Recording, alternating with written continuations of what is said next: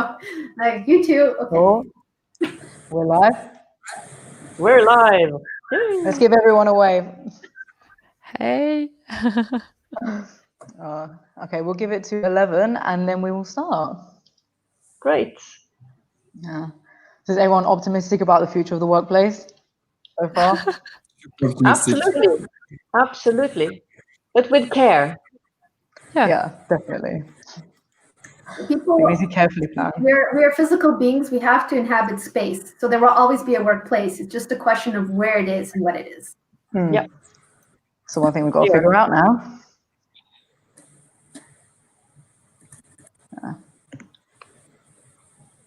So is everyone happy with them? They've got one to mute their mics when they're not talking as well.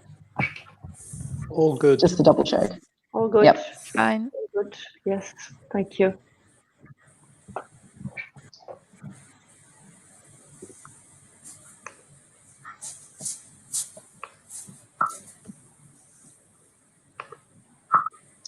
So where's everyone from today? I'm from Munich today. We've got Munich and Roban, Paris. Andrea. Lake Como. Oh, I'm home. Thank you. But sure, I mean, Paris sounds wonderful as well. no. No, Good I have news? to. I'm sitting in Brussels.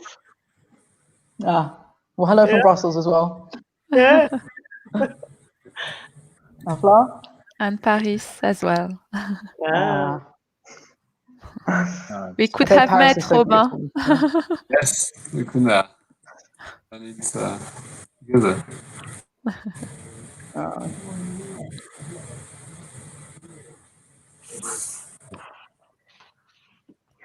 What's Paris like during the September? It must be so beautiful still. Beautiful, Super but stunning. with masks. Yeah. What can you do? Have you seen the same number? I suppose you haven't seen the same number of tourists during the high tourist season as in Yeah, previous. no. Not the same, but the stats of City Mapper are quite incredible. I mean, the number of people in Parisian streets are roughly equal to the average of last year. Yeah, I didn't know that. I will show the data from City Mapper in the presentation, But and not the same people then. not French the same. people. Yeah, mostly French people. Yeah. Here in Brussels, at the beginning in March, it was really, really weird. I suppose everywhere. That was completely empty, ghost city. Yeah. We're alone Yeah. in the streets. It was really, really weird. Yeah. Now it's traffic is back more or less to normal, which is weird. Of course, as you say, everybody's wearing a mask as well, but in the streets. But for the rest, it's getting back to normal at least in the streets. Yeah. It's incredible how quickly we've gotten used to seeing people in masks. Yes. Right? Yeah. All right, everyone, are you all ready? Yes. Yeah. Yep. Well, hello everyone, and thank you so much to our guests and our viewers today for coming. It's very great to have you all here. And welcome to ThinkYoung in partnership with Steelcase's Workplace of the Futures webinar. It's very exciting to have you all here today, as I just said, and especially with COVID and everything that's still going on, everything's so up in the air with what's going to happen with the workplace. Are we going to be working from home? Are we going to be working in the office still? And it'd just be great to have a discussion on what direction we're all going to take in the future. So today we have 5 wonderful guests, and first and foremost we have Beatriz Arantes, who is senior researcher for Steelcase's Workplace Futures. Then we have the lovely Flor Padre, who is research director for global corporate at JLL. Then we have Robin Rivaton, who is investment director and author of several books for Indivest Partners. And then we have the lovely Gertrude Ingestad, who is general director for the European Commission under Human Resources and Security. And last but definitely not least, Andrea Gerosa, who is our own founder of ThinkYoung. So I'm glad to have everyone's expertise here today. I think we're going to have such a wonderful discussion. But first and foremost, I would like to start with Beatriz. As someone who is a specialist in the psychology of human behavior, I think you can offer us just wonderful insight on this topic. So I'm going to pass the floor over to you so you can give your lovely presentation. Thank you so much. I'm take a second here to make sure my screen is showing. Is that okay? So hi everyone, my name is Beatriz and I lead research for Steelcase in EMEA. The Workspace Futures team is responsible for identifying the emerging forces that will redefine our world of work. And so we can help organizations redefine and reimagine the work experience in the workplace to meet the challenges of today and tomorrow. And our topic today is indeed the future of the workplace. And I believe that it's helpful to understand where we are today and where we came from in order to understand and think about the future. So with that, I'm going to share with you a little history of the office. Here, come on. Next slide, please. Here we go. So a little history of the office. So back in the 1800s, industrialization was picking up steam. We started using machines as ways to mass produce goods. Workers shifted from working in their homes or on the farms where they lived and migrated in mass to the factories. And there, the Taylorist model was used to break up these larger value chains into smaller tasks that people could repeat. And we organized the office along similar principles. A command and control organization was set up with assembly lines of office work, and people came to their desks to work on papers to hand to the next department. They came to their desk where they had all their archives, all their paperwork, their typewriters, eventually desktop computers, landline phones, and they had to sit at their desks to do their work with their work tools. Everything was at the office, everything happened at the office, and everyone was at the office. And so we increasingly went to live in the cities, to work at our desks around the clock. Our lives are organized, not anything to do with the sun or the seasons, but with opening times and shifts. We get in the crowded and delayed trains for long, stressful commutes, to sit at the desk, and to keep the paper factory churning. Meanwhile, over the years, the nature of work has been shifting increasingly from executing rule-based processes to problem-solving and people-based approaches. Why did this happen? The reason is multifold.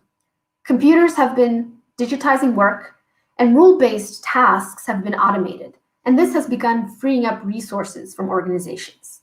And then with international commerce and advanced technologies and lower barriers to entry, the competition has increased. And this has pushed organizations to have to continuously innovate and improve their services and the way they do things in order to stay competitive. A stable organization that just churned the same thing over and over again has become less competitive. And we have to find new ways to add value. And so not only has the nature of work been shifting, but also the meaning of productivity as a result has been shifting. We have to think about,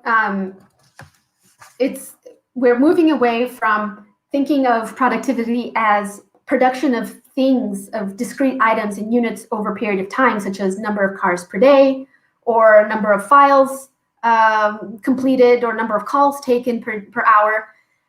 It's shifting to more of an amorphous set of concepts around efficacy, and efficacy being doing the right thing. So we now rely more on the quality of your collaboration as a team, on your ability to gain alignment, the quality of the trust you have. And so even for ourselves, how do you think about what a productive day is? It's no longer, and it isn't, the number of emails you send. It's, have I taken the time to think and to really compose the right message to send to the right person at the right time to untangle and unlock a situation? And as such, the desirable worker traits have also been shifting. In the industrial era, we were training our young people in our schools to sit still and focus. and complete the work they were told and to listen to their teacher. And all these dispositions have been necessary to complete our office work. But today, we are not going to get far if we're not hiring and training people to be curious, creative, to be critical thinkers, to have emotional intelligence, to be resilient to challenges and change. And we look for people who care about what they're doing. Not that people didn't care before, but these things become more accentuated. And so we see all these shifts happen. And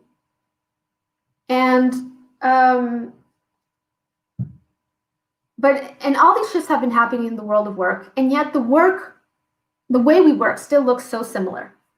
As a society, we continue to live life largely in the same patterns, getting up at the same time, getting into those same traffic jams every day, to sit at very similar desks every day, and so on. And then the virus hit us, and we all stayed home. And during these times, everyone suffered hardships. We were cramped into small, expensive apartments that we had chosen in order to be closer to work and shorten our commutes. And all of a sudden, we were living in a cage. Parents not only had to work full-time, but also take care of their little ones full-time and become full-time teachers and full-time caretakers. And it was just overwhelming to combine these two worlds. And those others were lonely. And there was an increasing feeling of isolation, despite the fact that they were spending the entire day on back-to-back video calls. It just wasn't the same as the connections that we were experiencing in our everyday lives. However, despite all the hardships during this time, a silver lining did emerge. And it's like the myth of Pandora, where Pandora opened the box out of curiosity and horrible things came out. All the horrible things that plague humanity came out. Fear, and night, and death, and suffering. All these things were now unleashed into the world. But then, out of all of these things that caused us misery, there was also one last thing that came out of this box, and that was hope. And that is the capacity to see a brighter future and to stay strong for brighter days. And something did emerge. Something bright did emerge from these dark times in lockdown. We awakened to our needs. After years of being told where to go, where to sit, how to work, we suddenly just had to figure it out. And over the weeks, as time passed, we learned individually what made us productive in our work, what made us feel well. And we were identifying the things we want from the office, the things we want from our work experience. And we want to design for our own needs, to live our own personal best lives. And what that looks like is not the same for everyone. Some discovered that there were many things that they could do remotely. Others discovered the value of the office for just informal conversations and bumping into people. Some discovered that they need to go to the office for this routine and structure, and that's the way that they stay the most focused and productive. For others, staying at home was the best way to get away from it all and avoid distraction. Others were completely thrilled to have complete autonomy and freedom to manage their workday as they wished. And many of us are questioning all the different ways that we have sacrificed our well-being and quality of life to sustain this routine. We're questioning the commute time, the tiny homes, and the need to just come up to show our faces and the pollution that all of that causes. We realize that there are probably better ways to organize our lives and our work. And now that we have awakened to these needs will not simply go back in the box. Maybe older generations have been sufficiently trained and that they would snap back into the old routines if they had to. But younger people have not yet been broken in, and they can and do question and defy how things have been done. And so the question for us today is, how will organizations react? Will organizations try to redefine the work experience to expand and give these new needs space to fly? Of course, it's very difficult to accommodate such a diversity of needs. It won't be easy to organize all of this. It was much easier when everyone just had to go to the same place and at the same time. So it won't be easy, and there are many layers of complexity. But it will also not be easy to stuff these new realizations and awakenings back in the box. And so here we are today talking about the future of work. Thank you so much, Beatriz, for that eye-opening presentation. Especially as a Gen Zer myself, I'm glad I'm just coming into the workplace when all the change is happening and more positive impact on the workplace.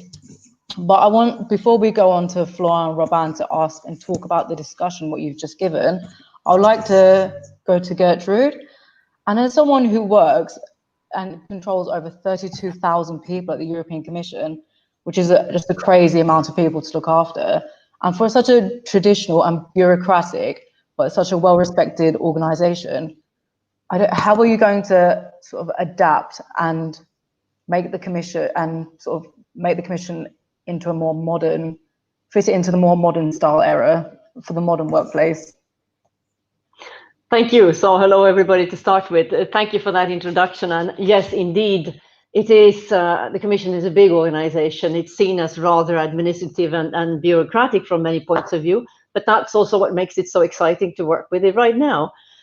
Because as you know, we have a multi-age, multi-site, multinational, multi-skilled workforce. And managing and communicating change to this group in a rapidly evolving situation in the middle of a pandemic was never going to be easy.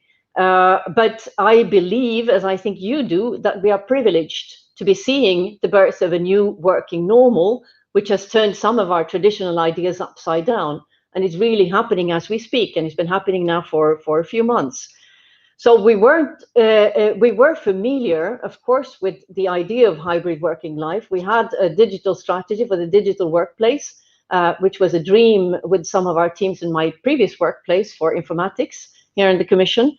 And we had the policies that went with it as well, telework and flexi-time policies. And we were actually rolling out this digital workplace strategy as well, working anytime, any place.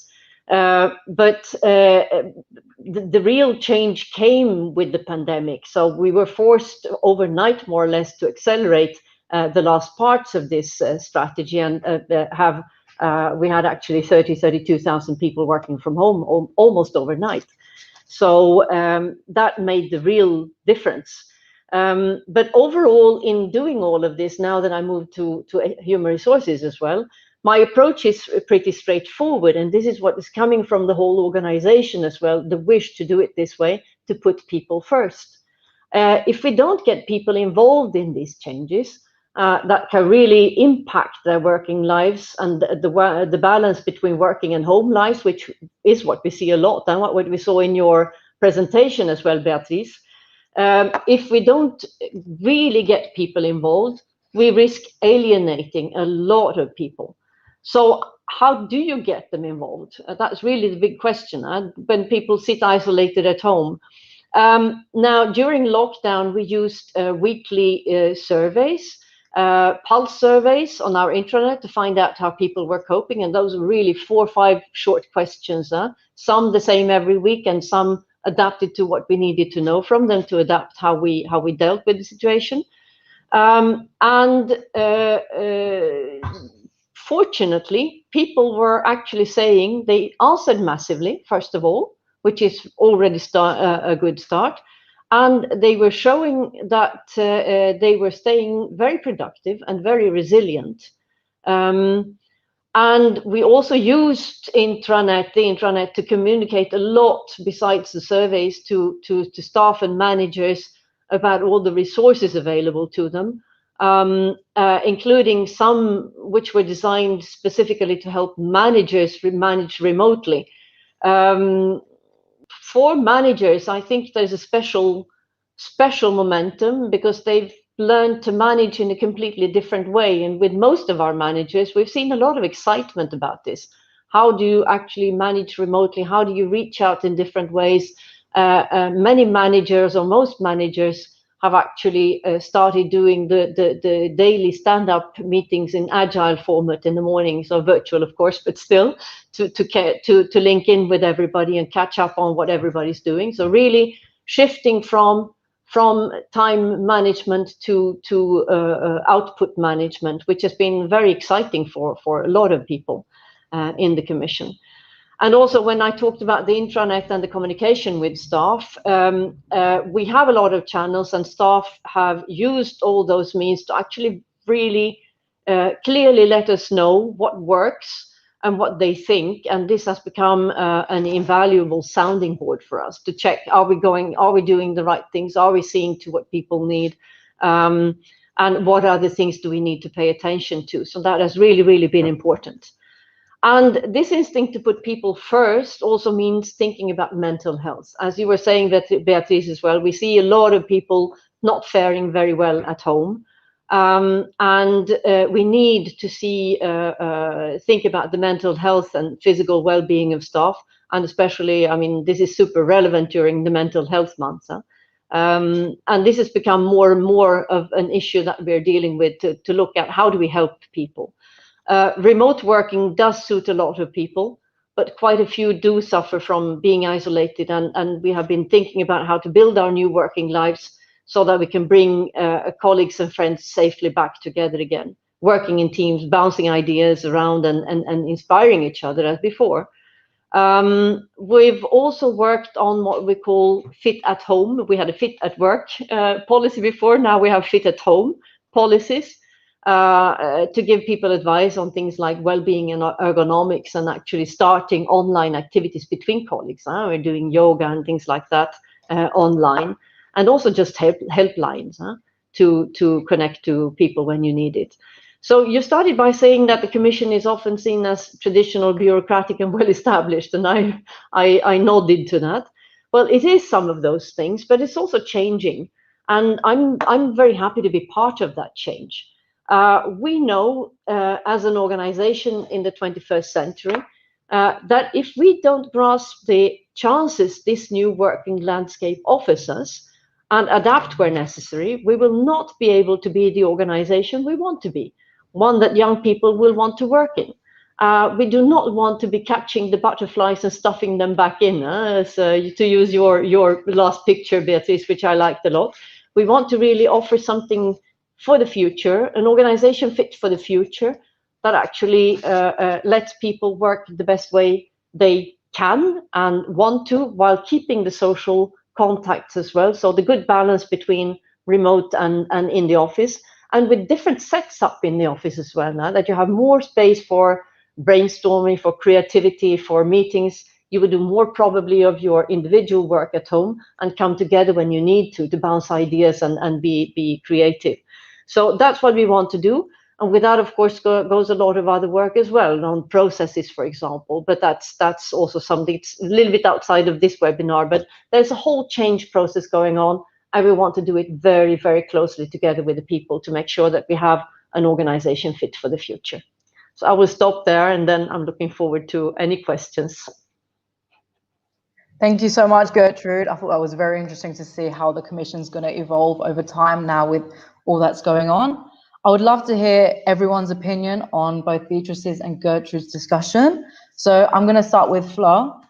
Would you like to just tell us, based on what they just said, how do you think, and your own research as well, how do you think what changes do you think the main changes are going to be following the COVID pandemic in the workplace? Thanks a lot. Hello, everybody. So yeah, I totally agree with both Beatriz and Gertrude on the idea that today we are at the crossroads, in a way. People have experienced many new ways of working. They were forced to experience them. And actually, we realized, I like your idea, Beatriz, around people really awakened to their needs, and they really realized they could work differently, and it was not a routine that was imposed to them. They were not forced to accept that routine, and they could find other ways that happened to be very efficient. As you told, Gertrude, they were efficient, they were productive working from home. So they really showed it was possible. And now it's not possible to come back, in a way, because they have experienced this new type of freedom and they want to work differently in the future. But as you were telling Gertrude, I think you also need to be both optimistic for the future, but with care. I really enjoyed your idea because mental health issues are there as well. And we need to be very careful with this new freedom, because it's not so easy to work from home and to have a lot of autonomy. We need as well support from management. We need a kind of structure in a way. And I think the office can bring that type of structure, because if you feel like a very autonomous worker with no boundaries, you might feel a bit lost. So I think this is where the office can play an interesting role into sharing a common place and really being the place for building the right relationships with your colleagues, with your management. So these are my first impressions. Thank you so much, Fleur. Robin? Hello, everybody. To be honest, I'm a bit torn apart regarding the question of the future of the office. As a venture capitalist and investor, I'm super excited because in 2 or 4 months, we have made 4 years adoption of digital tools, and as everybody said, the productivity has not suffered, and people have been used to new tools super rapidly, and I think it's a very good way for the future of our cities to be able to enjoy fully the benefits of digital for remote work, but also for telemedicine or e-learning and so on. But on the other part, I'm also an author, and I can't prevent myself to see that before the epidemics, there was another epidemic in our cities, loneliness, and most of people, especially among young people, feel at a frequent loneliness in all the geographies or all the countries across the world. In Europe, frequent loneliness, in Western Europe, frequent loneliness was quoted by 7% of people in our geography, and 14% quoted social isolation. Social isolation is just one contact at least a month, so it's super isolation for my vision. I think we had to reconcile and to take into consideration the key role of the office, both for integrating people, for training young people, for giving them the competencies, the core competencies to be able to compete in the traditional corporate structures, and to have access to all the information. I mean, more the information is public, more the private information is valued. So when you are a young graduate, you don't have access to all this private information. You are not in the email loop for a lot of crucial things to be able to manage in the enterprise. So you have to be able to at the moment to come back to the office, to be able to have access to this information, to have training, and to try to reconcile this vision. I just want to have a few words on one of our recent investments. We have decided to invest in meeting venue companies, structuring meeting venues for large corporates or large organizations. These guys manage 8 places in Paris and Brussels, and we have seen huge interest for companies to continue to keep people gathering in such places and to continue to create and organize social bonds between the salaries and third-party people outside the company, because it's crucial to be able to continue to produce, to get the productivity at the same level we reach during the lockdown, because my main fear is that we can see a cliff at the moment. At the moment, your salaries are not totally engaged in the company, because they don't feel enough engaged regarding their colleagues. Thank you, Robin. Gertrude, I know you have to leave us in a few minutes, so I would love to hear your final comments, especially on what the workplace will be like, especially for us young people. So I'd give the floor to you again. Oh, thank you. Okay, so thank you for the comments as well. I couldn't agree more with what you said there, as well as in your comments. Now, what we're seeing is exactly that the workplace in the Commission is going to shift, and that also has to do with the greening of.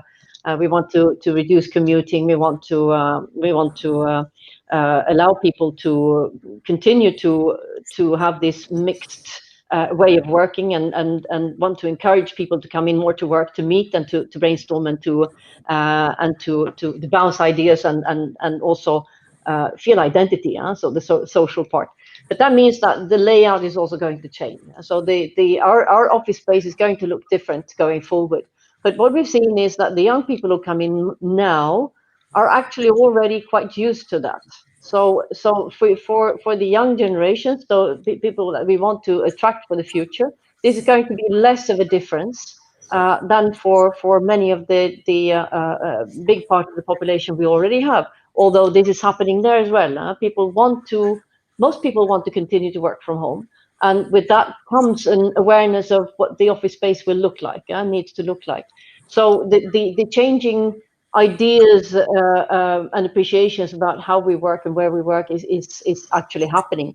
But especially for the young people, as I come from the IT department before being in HR, we saw that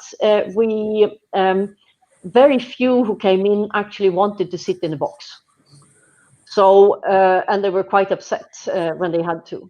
So this is happening quite naturally with young people and with the young generation. So from that point of view, for me, it's also very refreshing to be with you today and to listen to you and to be part of preparing for the future for the Commission as well. So thanks again for the invitation and for your comments, and good luck with the continued web streaming that you have, the seminar.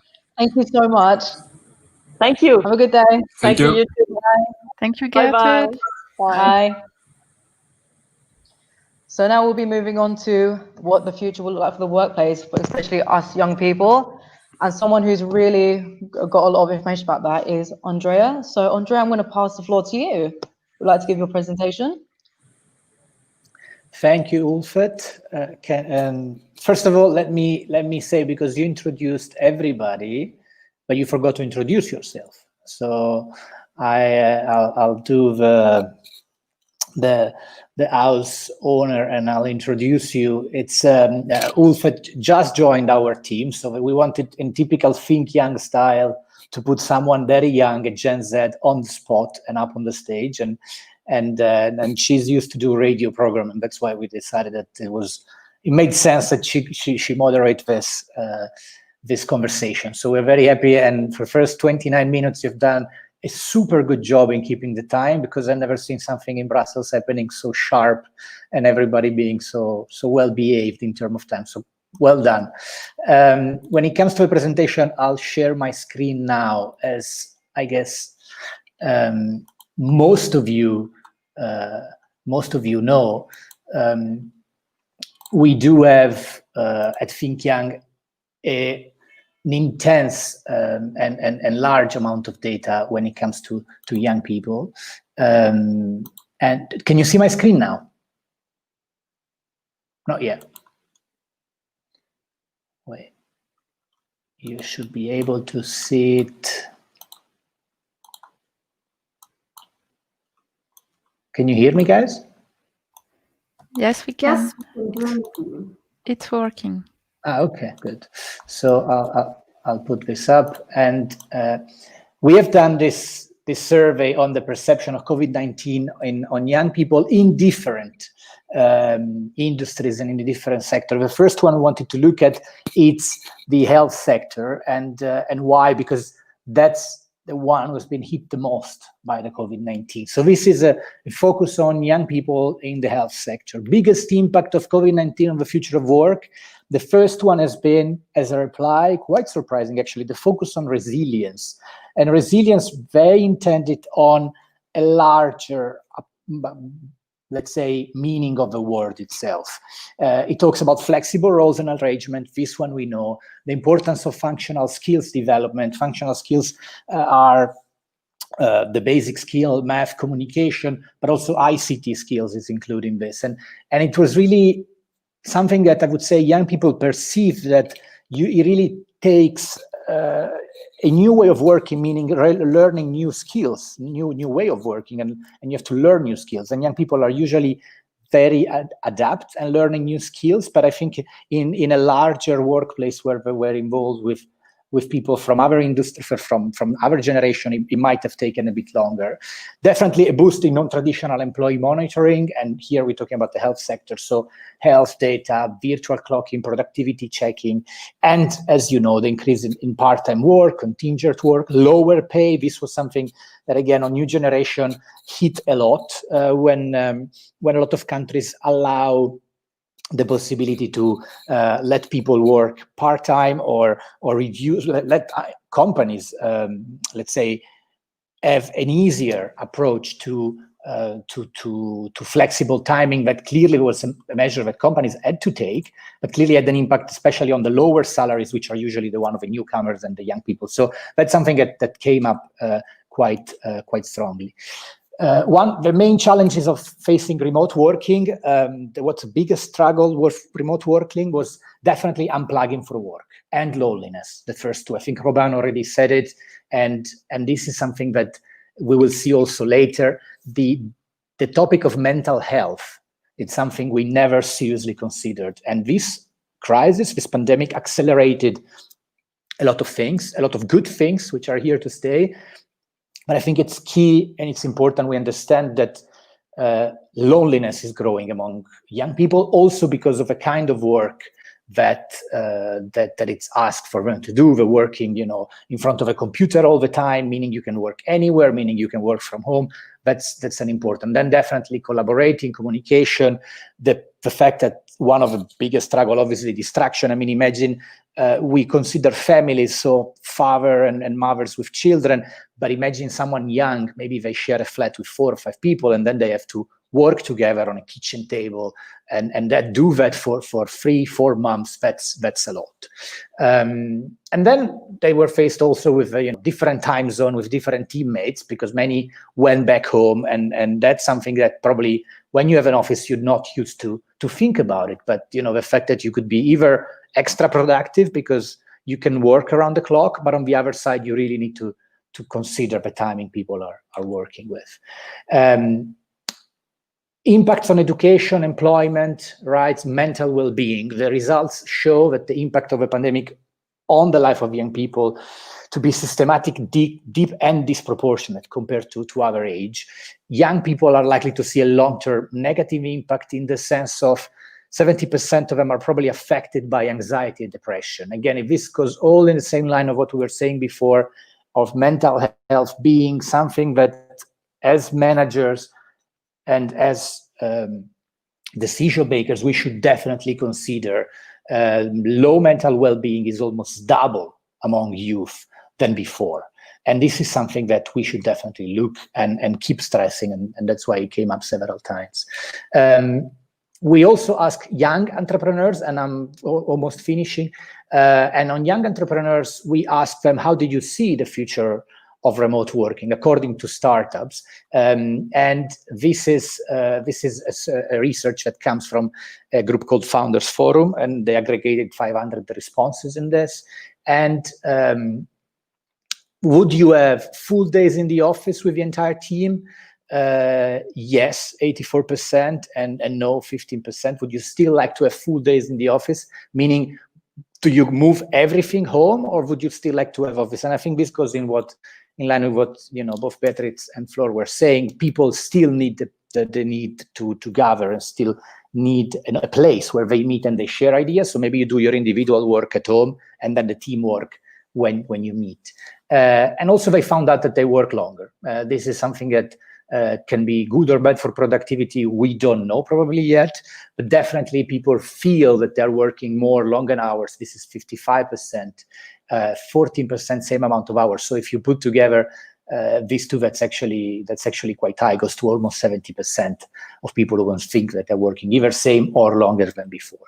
There is a very last one, which is not from us. This is from Direct Apply, and this is the long-term impact of working only from home, and has been a bit of controversial. And actually, we also contacted them because we think for gender balance they should have probably done something like a picture like this, but also for an impact on a man. But just if we focus on what has been the impact, eyesight, inflamed eyes, dark circle around the eye, so all the eyes part, the posture part, the fact that there is a lack of exercise, lack of vitamin D. There are many things that are long can become very bad. And again, it's something, and I think we should definitely consider that around everything that is ergonomic and working well. And I think, and these are just definitely we need to reconstruct our work is done, decide people to work or work to people, identify which roles can be done remotely, fully remote, hybrid, etc., and redesign the workspace. So this is definitely something we should look into, and these are coming from different. This is from McKinsey, for example, and these 3 points are, I would say, quite important. The redesigning of the workplace is something that definitely I guess you guys are very aware of. And I stop here with my presentation. I have to say, I really hope I don't look like that Susan image in a few years. Hopefully the workplace doesn't do that to me. But anyway, I would like to move on to Flor. So if you would like to give your presentation as well. Yes, of course. So I will just share my screen. Okay.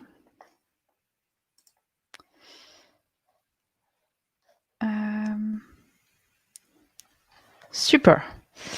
So on my side, I wanted to share with you a very complementary research to what we've seen already. It's the feedback that we collected from 3,000 office workers across the globe on their experience of work from home during lockdown. You will learn, as we were telling, that there are clearly new expectations for the office today, and how the people have made a new normal of their daily work, with a new balance that they needed to find between remote work but also office work for the future, so that new balance that needs to be found. Also, as the emphasis is on young people today, I wanted to show you how much the young generations are actually the ambassadors for the incredible changes that are happening now in the entire society.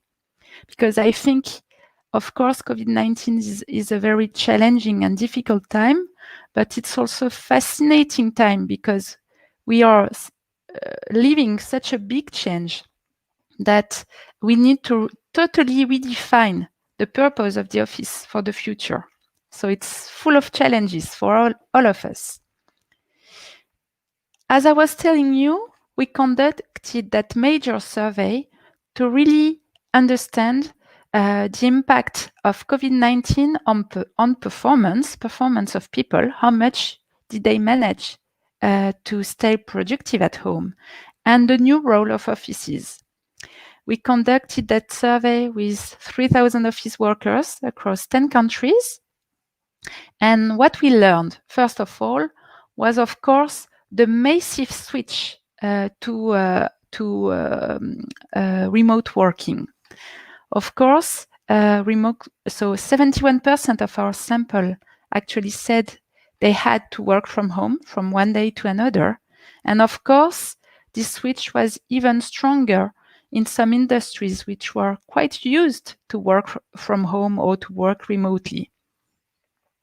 What we learned from this survey, first key insight, was the most enjoyed elements while working from home. So clearly, we told it already, the first benefit of work from home has been the strongest sense of control over life and over time. No commute, flex hours, flexible work-life balance. So clearly, people have enjoyed it a lot. This gap in flexibility was really enjoyed. Second interesting learning, they really enjoyed as well the human touch associated with their home office environment. So they enjoyed the peaceful environment, the ability to cook their lunch, the ability to have access to outdoor spaces or to disconnection spaces, which actually gives us, it tells us a lot about the new features that people will expect in the future from their office. But of course, the picture is not so bright. And of course, we know that work from home has also provoked a lot of challenges. And when we asked people whether they miss their office, of course, they missed it a lot. And when we look at the numbers, actually, we realize that more than half of the people miss their office substantially, and even more among young professionals. Okay, and when we try to understand what has been missed the most, actually, we've got an interesting learning around the connection between having a strong corporate culture and missing the office. And we learned that, as I can remind you that, so 58% of the people said they miss their office a lot during lockdown. But if we look at people that consider their office as a second family, people that really enjoy a great leadership that empowers them deeply, people that enjoy great purpose and meaning into their job, they miss the office even more. So this means that there is actually a strong link between a strong corporate culture and the attachment to the office, because the office can really play a big role in building the engagement to the company. It all goes together. It's about HR practices, as Gertrude was telling, but it's also about having a physical space to embody those new ways of working, those new ways of managing people. Okay? And if we look more precisely at what people have missed the most, actually, it's very interesting to see that it's clearly the human aspect of the office that people have missed. They have missed the human interactions. They have missed the ability to have face-to-face work with common understanding, bonding between people. They have missed also the informal communications, because a working routine is not only about producing, as Beatriz was telling, it's not only about delivering tangible outputs, it's also about sharing other things, sharing a common DNA, sharing culture, sharing common vision. And all these informal communications that you can have into a physical space were very missed by most of the people. Also, very interestingly, they missed the distinction between personal and professional lives. They missed the office routine that you can find when you go to your work and your office, right? And they missed also some very tangible aspects, like having the right environment to focus on their job, having an ergonomic workstation.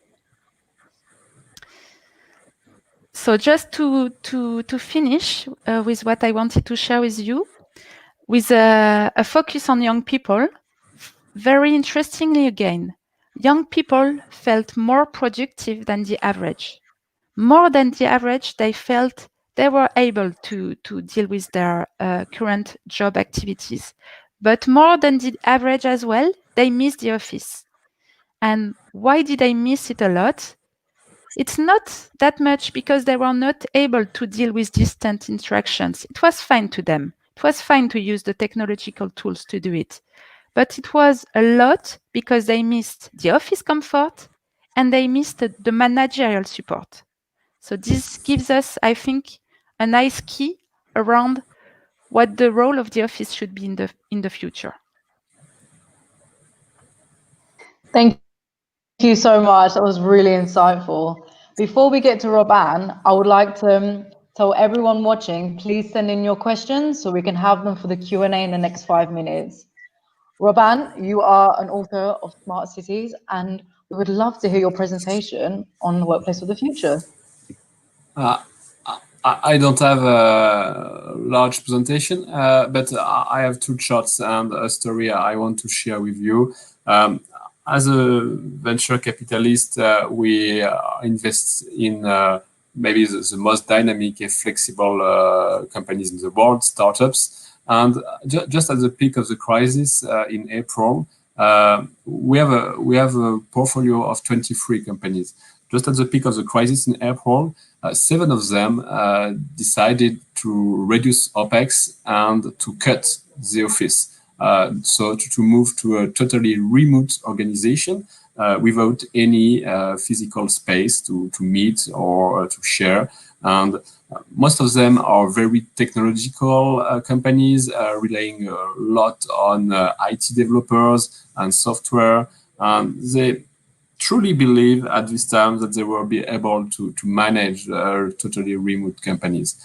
We are in September, 5 months later, and out of these 7 companies, 5 of them returned to a kind of minimal office physical space just to be able to share. It's not a full dedicated desk per person. It turns on a weekly basis, mainly 2 days a week. But even the most flexible, the most technological, the most digitalized companies in the world have decided to come back to the office. So what I want to stress out is the real importance of the physical space. We have already discussed about the epidemics what was locking before the COVID-19. I mean about loneliness and social exclusion. But it's really important to have it in mind that we cannot fight against the need for people to coordinate, even for digitalized centric tasks. And the other point I want to discuss is about that remote work is not about strategy or tools, or it's about culture. And I want just to show you data from Citymapper. Citymapper is a mobility tracking application, and you can look at the percentage of each city moving compared to an usual week, last week compared to an usual week, and you can see huge discrepancies between cities like Paris. 89% of the city is moving like an usual week in September, or cities in the US like San Francisco, even if the city is concerned by the huge fires in California, but or Tokyo or New York. And the reason is not especially the dangerosity or the epidemics, is really the cultural ties people have to work, and the feeling of the necessity to move to work for most of them. And the management in most of French companies, and even in startups or very digitalized ones, is a very still hierarchical management, and most people, both managers and employees, feel the need to come back to work, to be able to coordinate, to be able to share, to be able to see a lot of things we cannot see or figured out through a screen.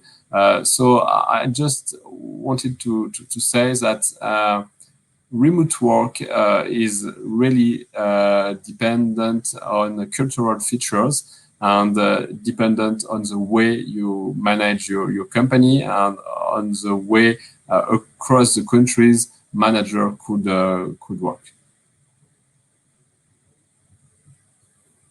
Thank you so much, Robin. Oh, can everyone hear? Now we will move on to questions and answers. But before that, I wanted to make sure, is everyone happy staying maybe another 10 minutes after for a bit more discussion? Yes, Okay, of great. course. So let's have in some lovely Q&As from our lovely audience. And we have one from Alban Moreni. In the long run, do you think offices will shrink in real estate due to high proportion of employees working from home? I think, Robin, that'd be quite an interesting question for you to answer. Yes, the demand for offices was under pressure in the last years because we increased the density and we shrunk the number of square meter per employee. Just to give you a quick fact, in North America, the number of square meter per employee just before the great financial crisis was 21 square meter per employee, and just before the COVID crisis, it was 16. So it was a 1/3 decrease during the period. And even with that, the demand for offices continue to grow. So I think the demand for offices, if they are new, if they are green efficient, if they are cool to live in, I think the demand will continue to increase. Lovely, thank you. So our next question.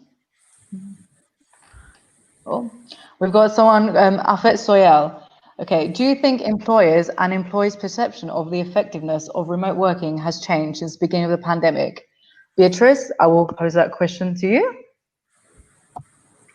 So I always believe that there's always more than one reality. We all live in different cultural contexts, and our companies are little cities into themselves, and they have their own cultures. So I think it depends a lot on even prior beliefs that the employer has. Employers who were skeptical about working from home in the beginning probably continue to be skeptical.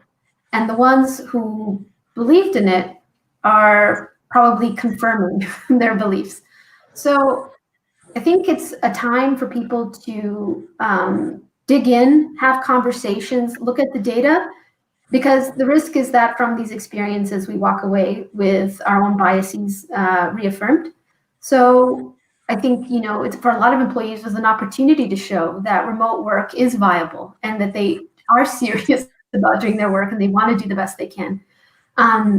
And so I think it's there's going to be a palette. There's going to be diversity in perception.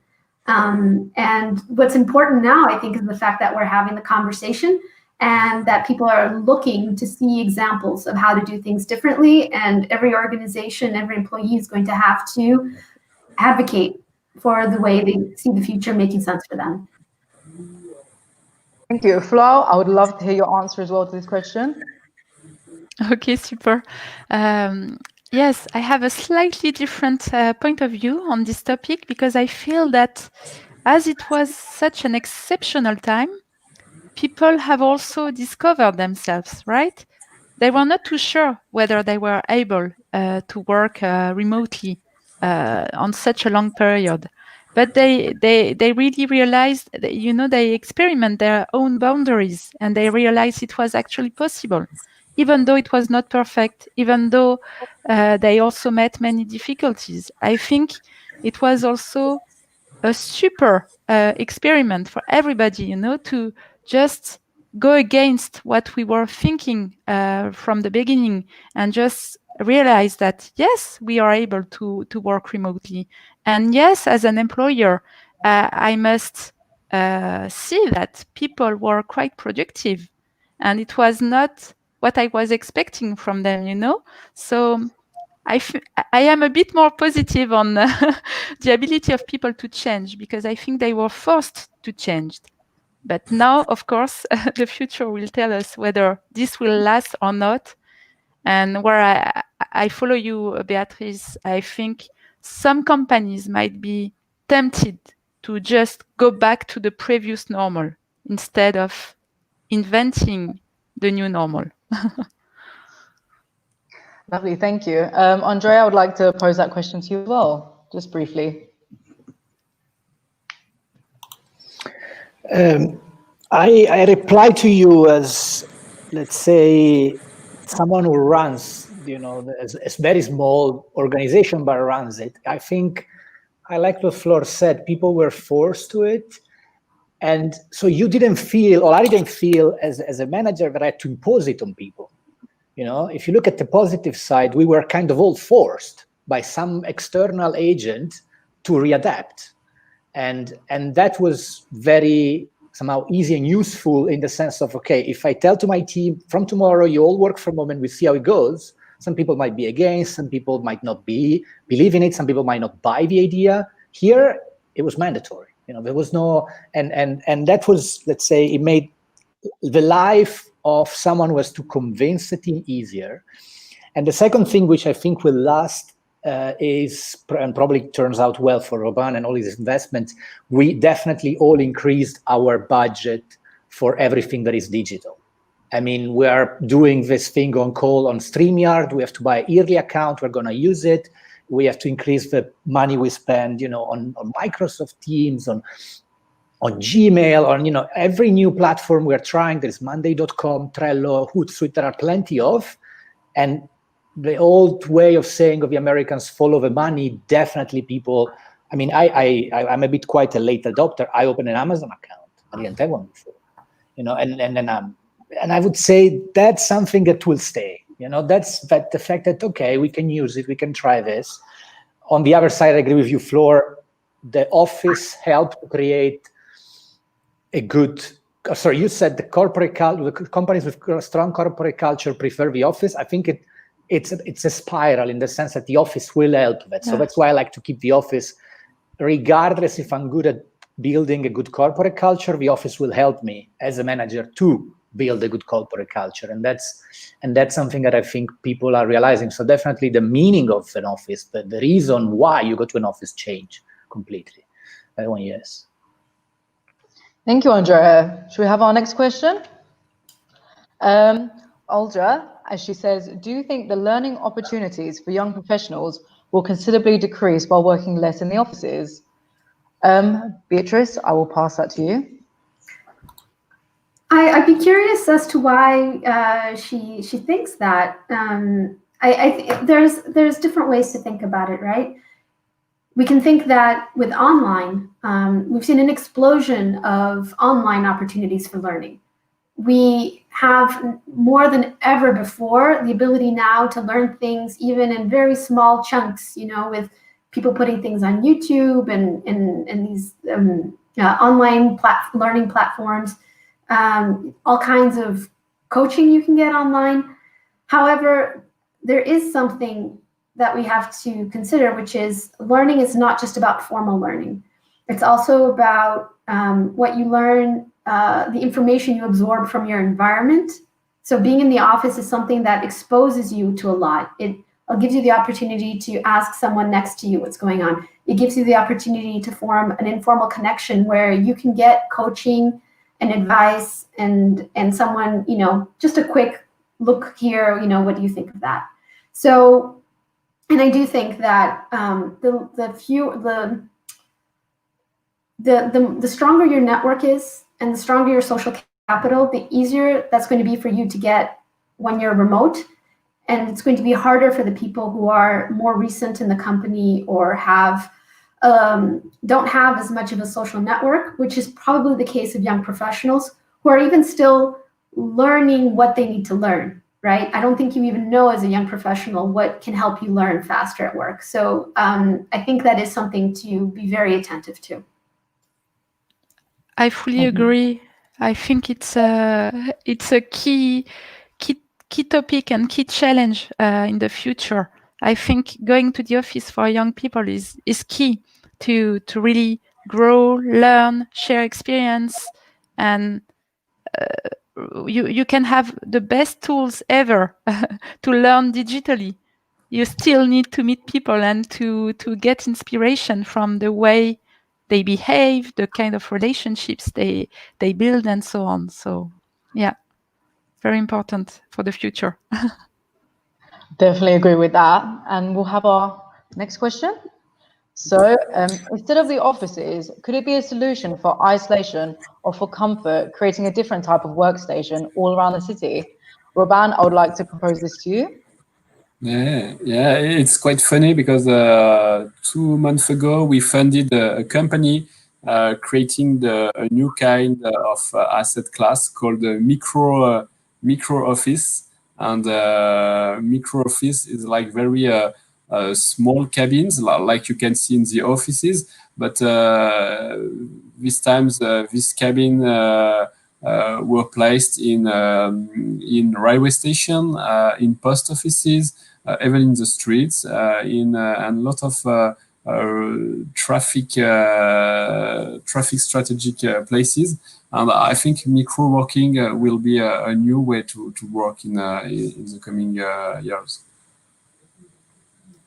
And I would just add that, we recently had this conversation also with a colleague of mine who wishes that he could have micro workstations at gas stations, because when he's going from one place to another, he feels like it's very rude to meet people and take calls in the car. So there is something that we have to think about mobility, right? Is that it takes time to get places, and we look for more and more flexibility. So if the world becomes your office, it is an interesting thing to think about. And also, I think this answers the idea of having an alternative to work from your home office, right? Because you can go to the office, you can work from home, but there is also a need for the people that are not able to work from home to have access to other types of offices, and probably more spread offices across the city. So yeah, it's part of the future, definitely. We will have one more question from the audience. And we have a question from Julia. In the post-COVID-19 working environment, do you believe that there will be any dramatic change in the working hours? Andrea, would you like to give us your opinion on that?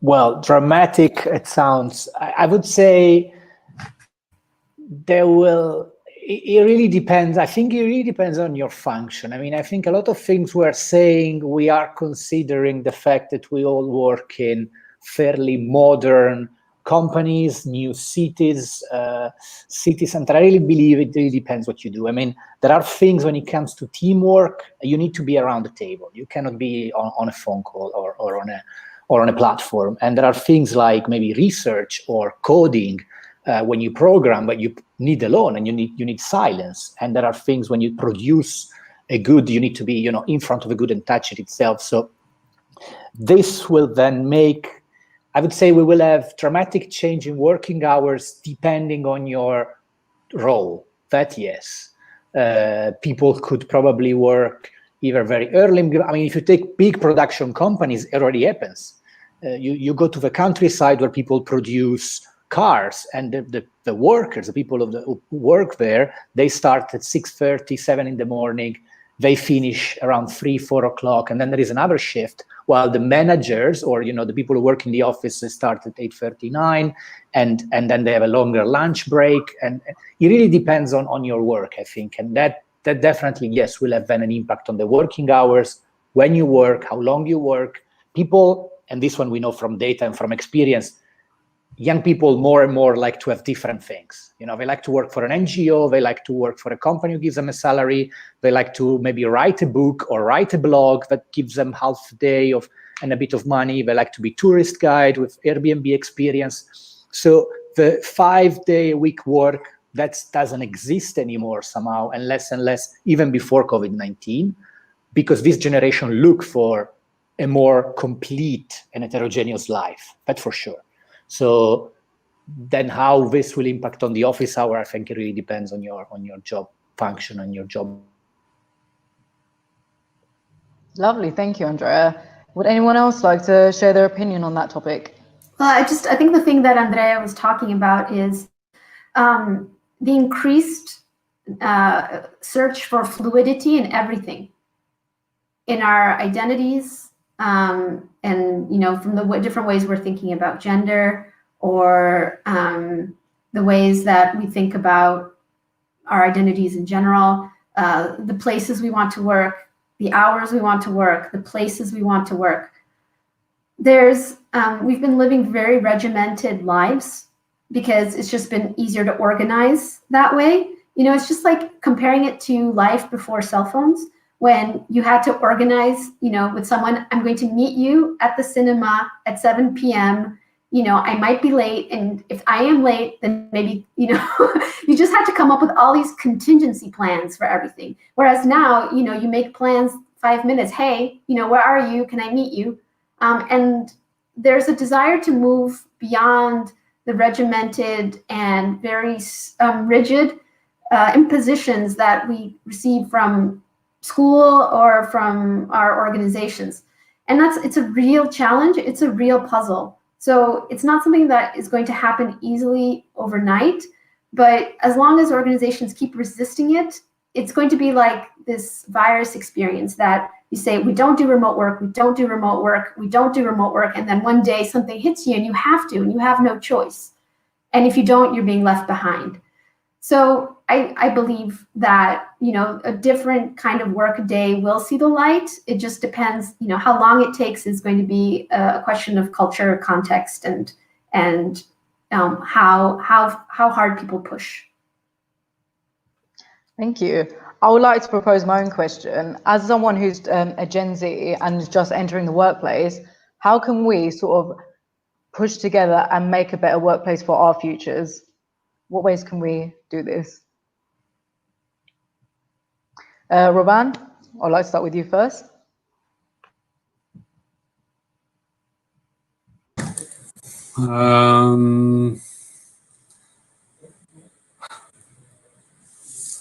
Maybe I will pass and.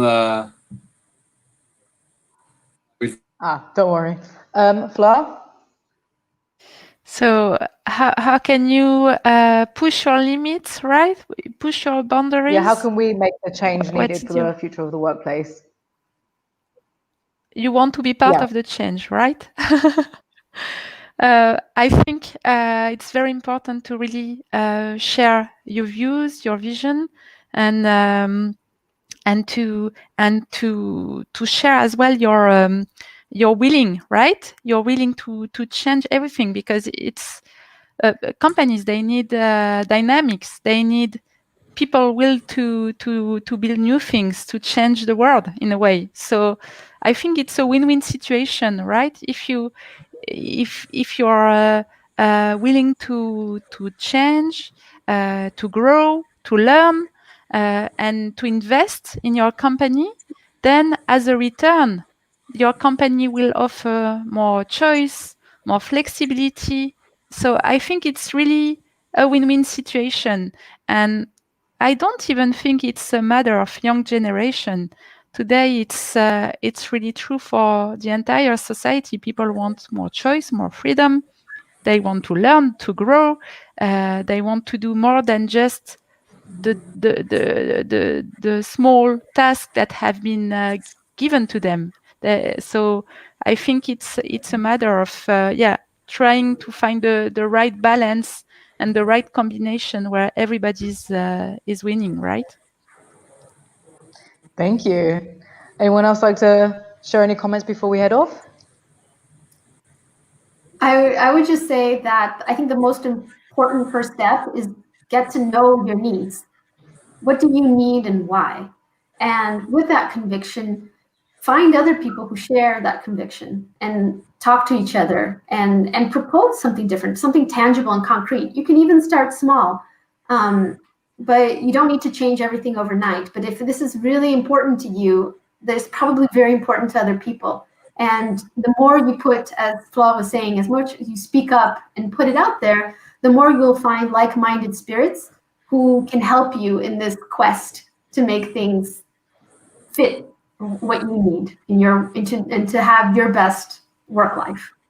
I fully agree. Don't let companies just impose you things. Just speak out what is key to you. Thank you so much, everyone. That was a really insightful conversation. And just thank you to all our guests and everyone who watched us today. So have a lovely day, everyone. And thank you to our speakers. Thanks a lot, Ulfet. Bye, everyone. Bye. Bye. Thank you, guys.